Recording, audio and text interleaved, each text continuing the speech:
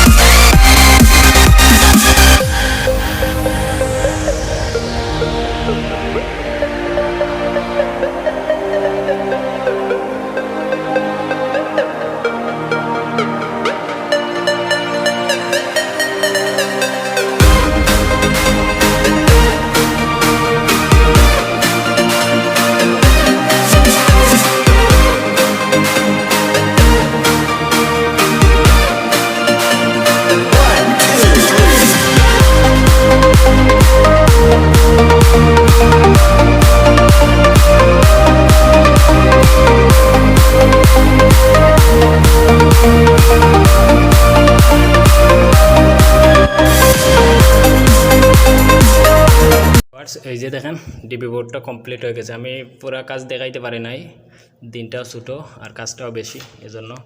তো এই দেখেন ওখান থেকে তিনটা পেজ আসলো, এদিকে আসার পরে ওইটাতে ঢুকছে আর একটা নিউট্রেল ওই যে ওখান থেকে আইসা ওখানে নাই, নিউট্রেলের বার নাই, তা এজন্য ওইটাকে জোড়া দিয়ে দিছি তারটাকে। তো ওইটা একটা নিউট্রেল, ওইটা একটা নিউট্রেল, ওইটা লোডের সাথে নিউট্রেলটা জোড়া হয়ে গেছে। আর ওখানে মেইন ফেজ তিনটা ওখান থেকে আইসা ওই যে ওখানে লাগছে, ওখানে আউট হয়ে গেছে ওই যে এসির জন্য। আর ওইটাতে ওইখানে আইসা লাগছে, ওখান থেকে ওই যে ওখানে আউট হয়ে গেছে। আর ওইটা হচ্ছে মূলত আমাদের ওই যে একটা শেড করে লাইন যাবে ফেজ নিউট্রালের জন্য, তো ওইটা দিয়ে দিছি।